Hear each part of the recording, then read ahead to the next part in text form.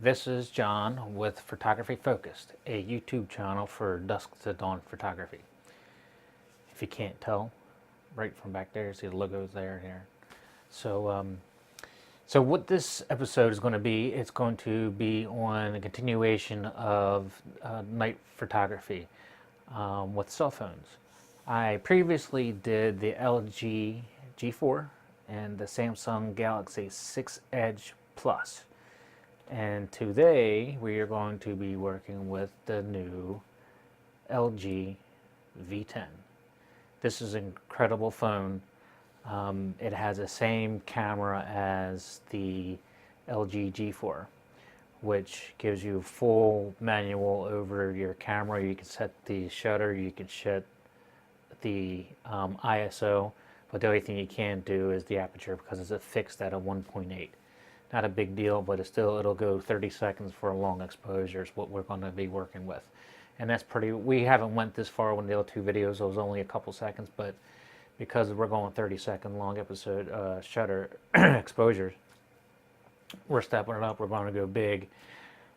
And I got a surprise for you what we're going to do and what I was able to capture with this cell phone.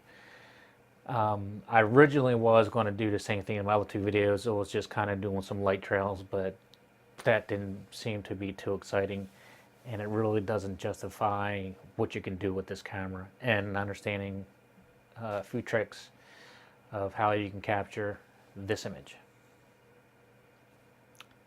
Yep, folks, I took that with the LG V10. So, and with this, the other good thing about it is it's not only a great phone, but it also, I have a full 264 gigs of storage.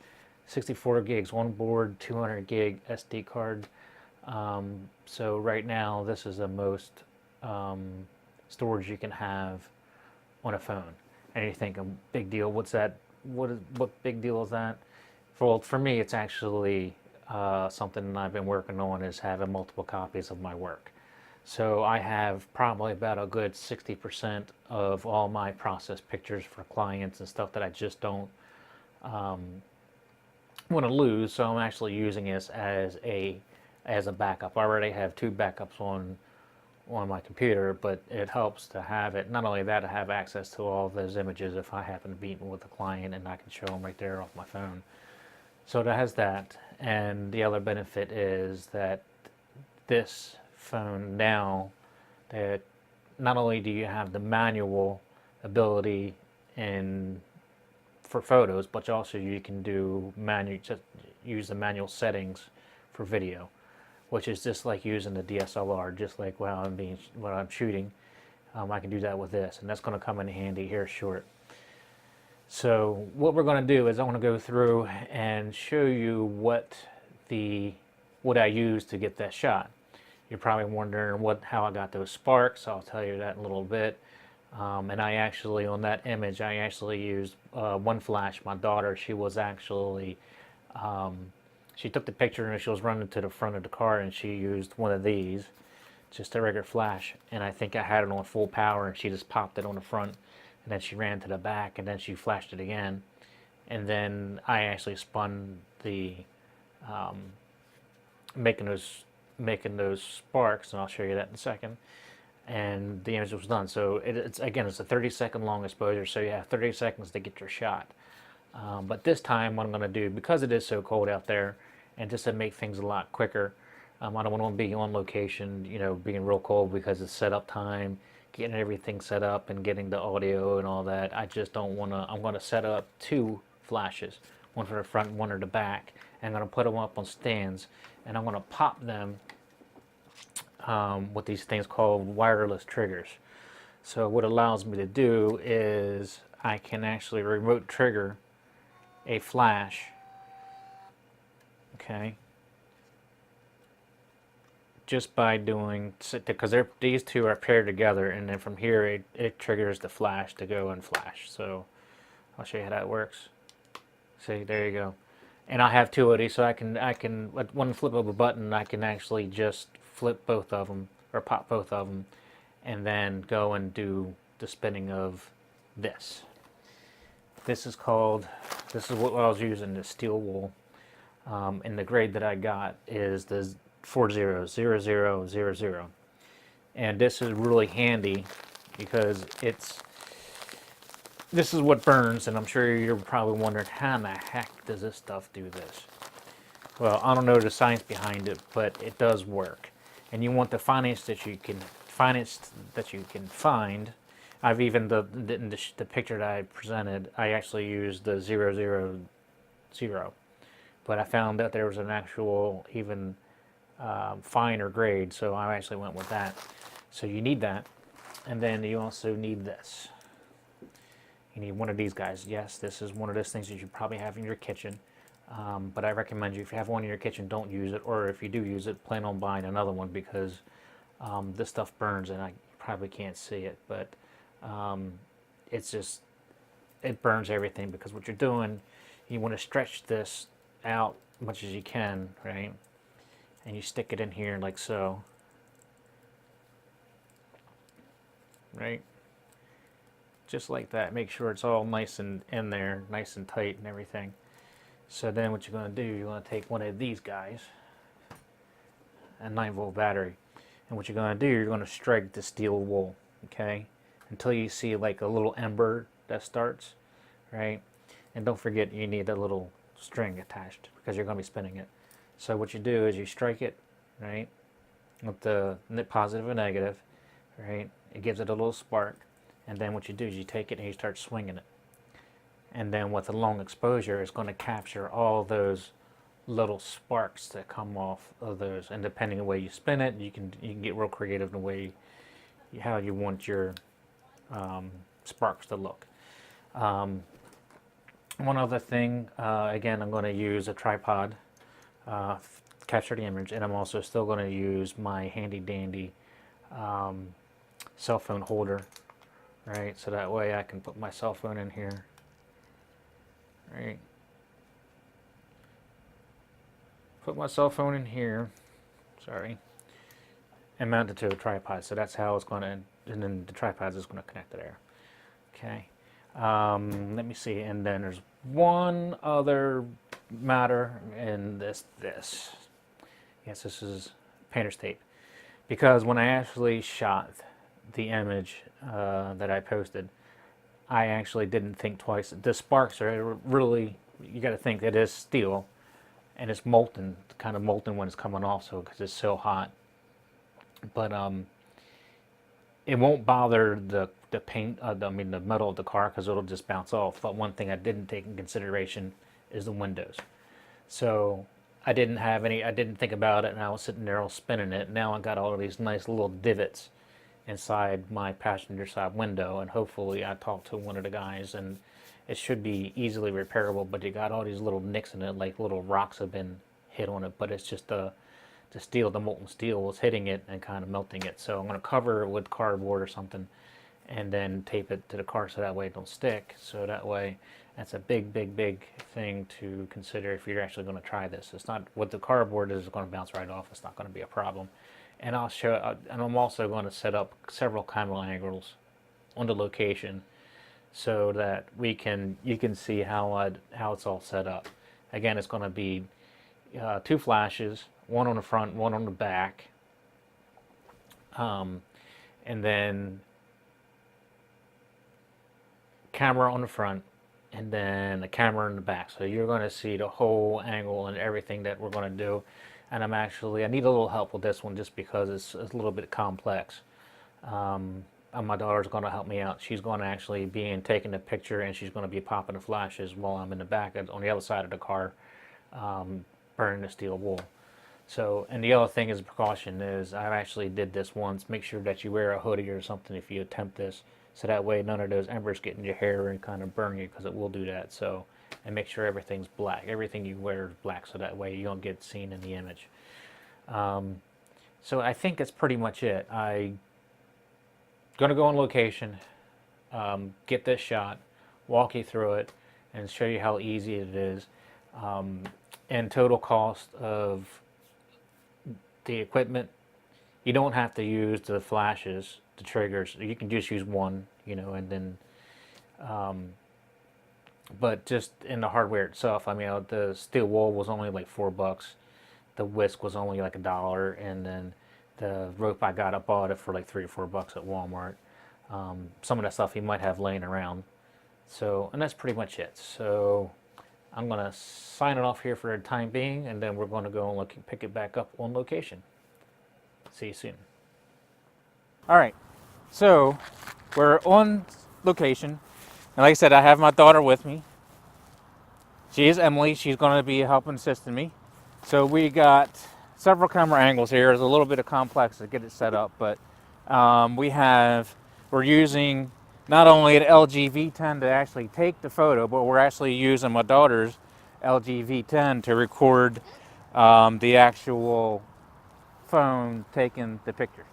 And I have two flashes on stands. I'm not sure if you can see them inside, but here I'll just see if you can. I'll bring it in the frame so that way you can see it. So this is just on a stand. So one sitting on it over here on the front, and I actually forgot one of my triggers. So what we're going to have to do, Emily's job is to hit the button to record. I got to unlock it. To record, shoot the video. So you're going to start this. She's going to take the picture. She's going to run over to this flash and remotely man it, remotely trigger the one, and then she's going to press that one while I'm in the back. And I also have a camera in the back getting this set up so that you can see how it looks. So with all that, oh, and also too, I already got my steel wool inside the little whisk here. Okay, you want to keep this back here, and then I still got for extras.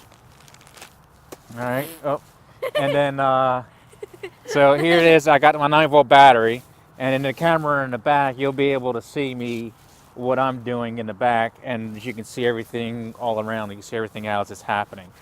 So, I hit a button. So, all right. So now you got to be careful. That way, don't try and don't mess with it because you'll change the channel. Only messed with that one right there. Sorry. So what we're going to do, we're going to get this camera going. Okay. So we got this camera going. And I'm going to have this one going.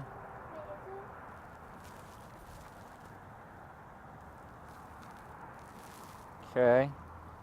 So this will kind of sort of be a test shot just because it's a little bit still too dark or still too light, but I want to get some video in here.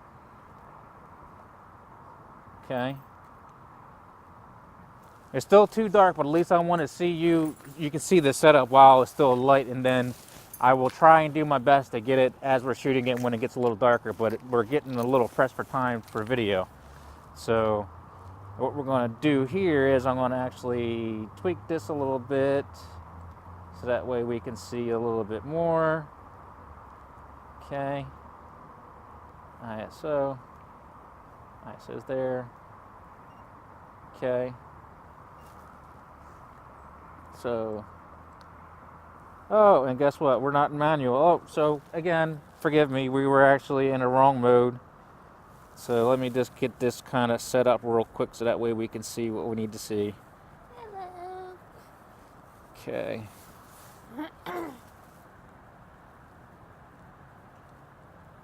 And I don't know how I got adjusted, but it did, and now we just gotta correct it.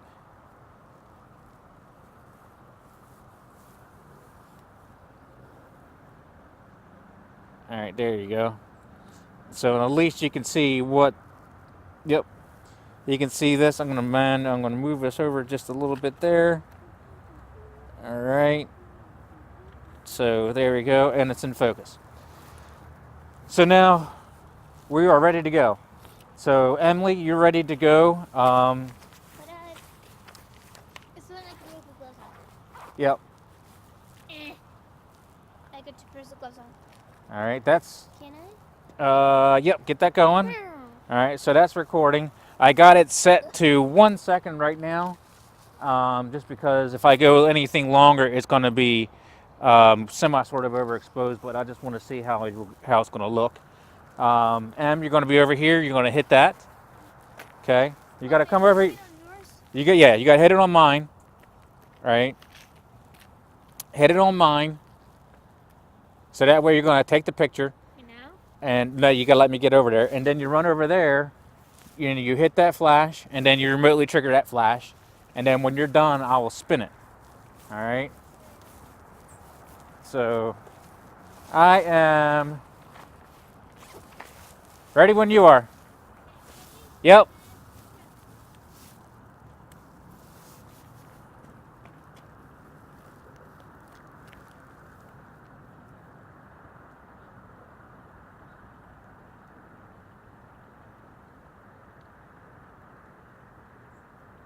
Did it not work? No, hold on. They might have fell asleep. Hold on. Technical difficulties here. So all you got M, this is the red button. Oh, I hit that. And you got to hit the test button. Hit the test button. All right, there you go. All right, so we got to try it again. Long as this thing is still going. All right, it's still there. All right. And you gotta do it again because I'm sure that picture.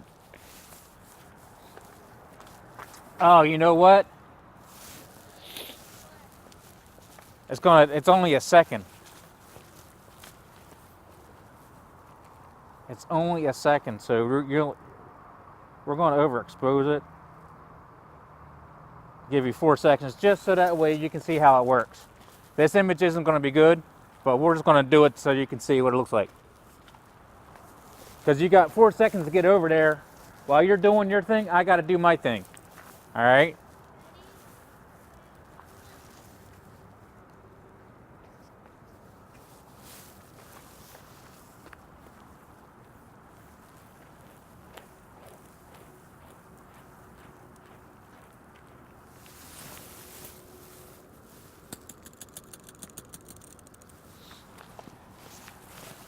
Alrighty. And you can leave out when recording. So, and now we're just going to preview it to see what we got. Good. I don't think we even saw the... Oh, I smell it. Alright. It's not dark enough yet, but it's got to get darker. But at least you'll be able to see how it's set up from beginning to end. You can see what we're doing here. You can see what we're doing on the camera. And also you can see what I was doing in the back. Luckily you'll be able to see that. So what we're going to do, unfortunately, we got to wait just a little bit longer for it to get dark. Okay? So what we're going to do, we're going to pause this video for here for a little bit, but at least you got to see the setup. All right? We'll be right back when it gets a little bit darker.